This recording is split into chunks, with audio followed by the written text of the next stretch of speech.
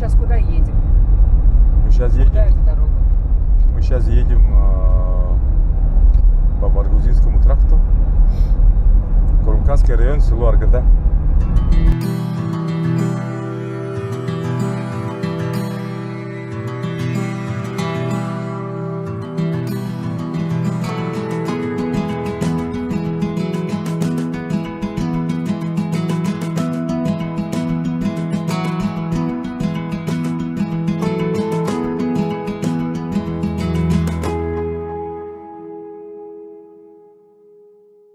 Вы помните свое первое выступление? Конечно, помню. Хотя и смутно, но помню. Именно на публику, когда концертный зал, то есть сцена, зрители, свет. Это было в далекое советское время, в 1984 году. В каком классе ты учился? Это было в детском садике. Это было В детском садике, да. В то время проводились такие смотры самодеятельности и для детишек тоже. Я помню эти ощущения, что не было волнения. Было абсолютно спокойно. Да, было абсолютное спокойствие. Вообще я должен был рассказать стихи. Рассказывал стихотворение про бабушку на русском языке. Главная мысль, которую я нес на тот момент, это были новые туфли, бордового цвета туфли. И потом мне мама рассказывала, что это был переполненный зал, очень много людей, зрителей. Я вышел, я помню, вот как я шел, и прямо смотрел вот так на свои ноги, вот так смотрел на свои туфли. Вышел и начал рассказывать стихотворение. Но по словам моих родителей, я где-то минуту стоял, вот так разглядывал, говорит, свои туфли. Весь зал просто лежал. Весь зал просто они... Ильга хата. И говорит, а я вообще внимания не обращал на этот смех, на эти аплодисменты. Все, насмотрелся и рассказал стихотворение. Но есть одна фотография детская у меня, черно-белая фотография, где в детском саду я пою, держу в руке скакалку. Ну, за один конец. Типа Как это представляешь, что это микрофон? Да, что это микрофон. Вот. И все-таки судьба человека, она такая, очень интересная штука, очень сильная вещь. Против нее, не то чтобы нельзя, наверное, не стоит против нее идти. И это все, когда собирается в одну какую-то точку, какой-то дар, какие-то данные, то, что дается нам. Слово данные, то, что нам дается, не то, что мы там где-то купили, где-то приобрели. Нам дается возможность стать кем-нибудь, возможность что-то творить. Каждому человеку. Тебе говорят, вокальный, музыкальный слух, любовь к музыке прежде всего. Слух есть у всех, без исключения, у всех.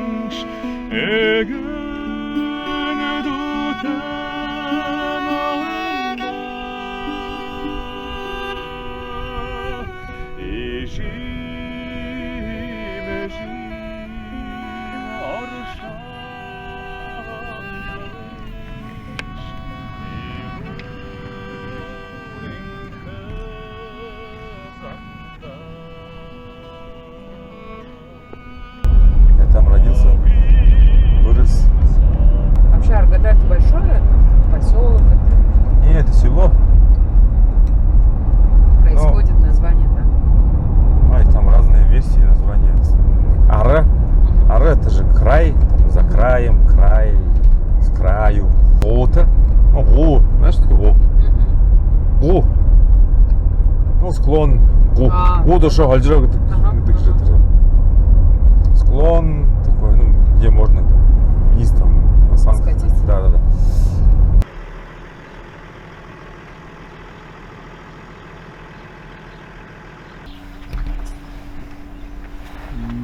Вообще дом построен в 60-м году, по-моему. В 60-м году то моя мама родилась. Там именно эти стайки для коров.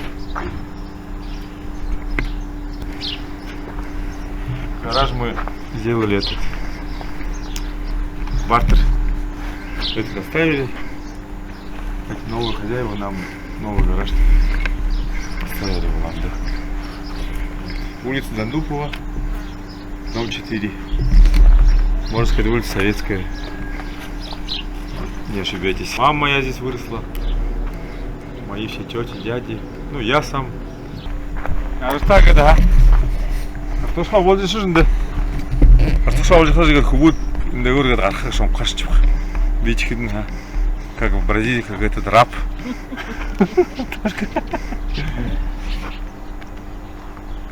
Ну ничего, зато это работать научились. Да, вот здесь вот это вот видишь, бочка стоит старая. А тут началась картошка базар. И вон где строится сруб, видишь? Тынды-фильтр. И вот решат до забора. И вот так, короче. 150 мешков мы снимали. Ну вот это место называется Эликшин. А здесь даже село такое есть, Эликшин. Здесь родилась моя любимая бабушка Бударин Чиновна. А вот туда, вот в этот, так скажем, жолоб, есть дорога. Экстремальная дорога к источнику, целебный источник. Раньше все туда ходили, ездили отдыхать, лечиться. Но я недавно съездил первый раз, представляешь? За сколько лет ни разу не был, оказывается, там. И было здесь мероприятие, концерт в Аргаде. И я, в общем, там оказался. Ну, немного отдохнули и уехали. Здесь очень красиво. Черемуха, мэгн, улагна, красная смородина дикая, черная смородина, малина, клубника. Не, малин, клубники нету. Ага. Ну, речка рядом, да. Всю советскую эстраду слышали эти деревья, ну, эти места. Да. Потому что, ну, вообще в лесу надо шуметь, говорят. Ну, мало ли вдруг зверь какой-нибудь будет. Надо шуметь, чтобы предупредить. Вот. Большое спасибо маме моей, бабушке, дедушке, то, что они с самого начала и по сей день, они вот это тихое поощрение, вот это тихое одобрение, молчаливое одобрение, которое я чувствую всегда, где бы я ни был, я всегда чувствую их бесконечную любовь ко мне, и оно предопределило мое сегодняшнее бытие. Это, конечно, да, это мечты. Это были мечты. Я мечтал очень. В основном я мечтал. Утром просыпаешься и начинаешь мечтать. Весь день мечтаешь, ложишься спать и так утром просыпаешься, опять мечтаешь, мечтаешь, мечтаешь, делаешь свои какие-то дела, там, и в это время мечтаешь. Мечтание, на мой взгляд, это тоже работа. Да. Это, да, своего рода работа. То есть в своих мечтах в какой-то момент я начал думать ну, сейчас мы говорим о аранжировке. Тогда я даже не знал, как это называется. Просто во мне в голове начинает играть музыка. Я отделял голос, то есть какая-то песня популярная. Я мысленно отделял от нее голос, и оставалась, собственно, аранжировка, фонограмма. Я отдельно в голове слушал бас-гитару, ударная секция, скрипки, гитару, ну, все инструменты, там, саксофоны, ну, в общем, там. И вот этот процесс, он на самом деле оказывается, как выясняется, да, оно меня развивало, меня направляло. И были пластинки, помнишь, такие были прозрачные, такого голубого цвета пластинки, тоненькие. пластинки. Да. Здесь такая голубенькая штучка, и там была написана мелодия. Не, она сама по себе прозрачная, как я не знаю, как не знаю, с чем сравнить даже. Тоненькие, да, они гнулись, всяко разно. Были еще черные. Но черные-то мы все знаем, ну, как ну, типа винил.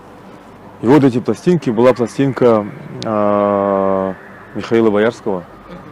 И там была песня «Рыжий конь». Рыжий конь. Рыжий. Не. На рыжий конь, на рыжий конь. И там была фраза вот эта, которая на косит лиловым глазом. И там ржал конь. Было такое плановое выключение электричества. Да. То есть свет отключался. Зимой, особенно, когда рано темнеет и нету света. Как бы я учился хорошо, на отлично. Домашку делал в школе. Прямо в школе делал, дом там каким-то хозяйством занимался. И вечером все, домой зашли, света нету. Что делать? А у дедушки был этот транзистор. Ну, он был такой модный транзистор в кожаном чехле. И я там ее тыкал, она была на батарейках. То есть, когда электричества нету, я брал ее и искал волны. И там была, я не знаю, какая-то волна. Какие у нас были тогда эти радиостанции? И группа Кармен тогда появилась. Но и Лондон, goodbye, Лондон, goodbye, пора домой, Лондон, goodbye. И все, естественно, потом по телевизору мы подражали, мы ставили танцы, танцевали как. Помню, даже была передача, где Лемох, Сергей Лемох, или Лемох,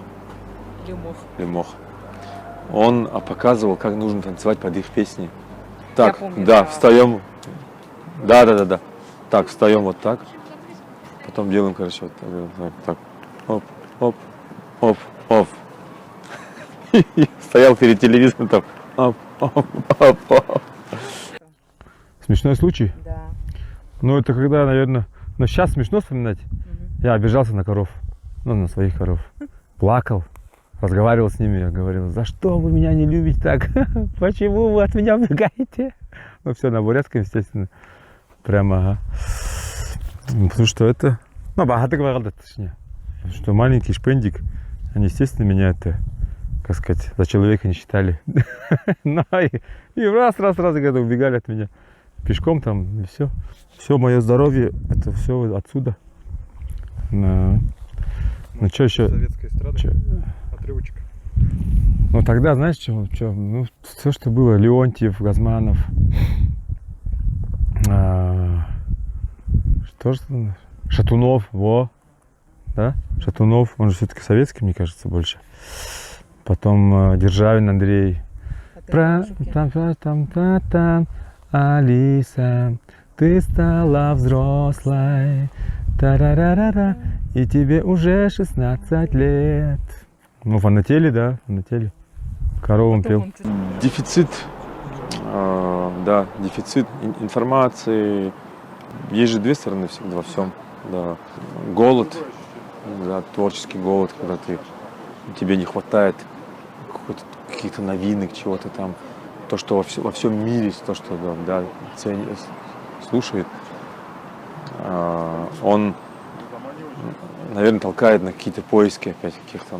И не было инструментов никаких, кроме там, ну, не знаю, лопаты, топора. Я не знаю, мне кажется, оно помогало мне мечтать еще сильнее, еще как бы красочнее. Ну, а так, если бы все было бы, возможно, я бы потерял интерес к этому всему.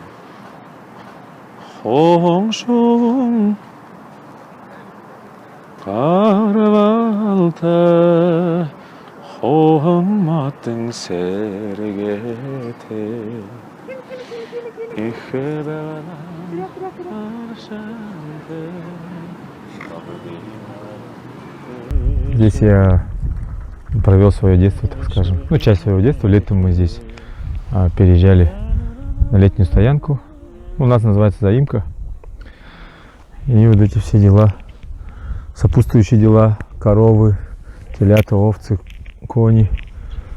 Места моего детства. Я из этих витаминов состою, из этой воды, да, из этого воздуха. В общем, сегодня я дышу своим детством. Очень здорово.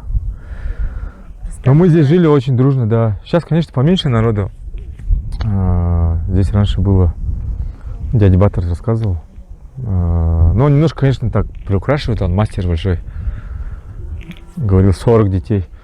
Ну, 25 детей вот именно в этом околотке было. Так, семей было 1, 2, 3, 4, 5, 6, 7, 8 где-то семей, наверное, нас жило. Детей у всех было много, детей, внуков. И мы, в общем, здесь были очень счастливы. Очень счастливы. Мы купались вот в речке Аргата. Мой родной братишка, двоюродный, они купались голышом всегда, чтобы не спалиться. То есть трусы мокрые, все спалился. И они всегда просили постричь их летом на лысо, чтобы волосы быстро высыхали после купания. Ну, то есть взрослые запрещали часто купаться. Ну, это же все равно влага, замерзнут, то есть простуды всякие. Но чистейшая экология. Ну, вроде хорошо же. Но чистейший воздух. Кого там, какие там могут быть простуды? Вообще кочевой образ жизни, вот этот, если так скажем, да, наш, он же подразумевает очень много специальностей. Ага. Мы сами строили вот эти дома. То есть ты плотник себе, сами себе повара, то есть кушать варили. Ну, это громко сказано, кушать варили про меня лично. Меня бабушка варила всегда. Ну, вот я говорю, дрова заготавливаю, дровосеки. Весь день можно верхом скакать, то есть ты наездник. Но сегодня мы в гостях, на самом деле. В гостях у семьи Пертановых, дядя Батыр, тетя Таня. Спустя много лет, как я стал городским жителем, они продолжают вот этот образ жизни вести, уклад жизненный, да, каждый год переезжают сюда, за 30 километров от Зимника.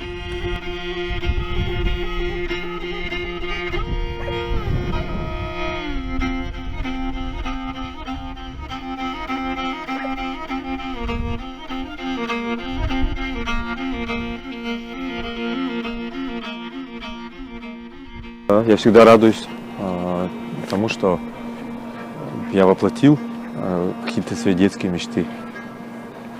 Вот, мое творчество, что я стал певцом, да, это моя мечта. Возможно, она и главная мечта была. Но есть и другие стороны жизни. Она тем и интересна жизни, что насколько она многогранна, сколько у нас желаний, потребностей тех же. Движение — это самое главное движение, что мы видим. Мечты — это что-то светлое, что-то такое, да, воздушное прямо. Обычные же мечты бывают практически ну, как нам кажется, неисполнимые, то есть почти нереальные.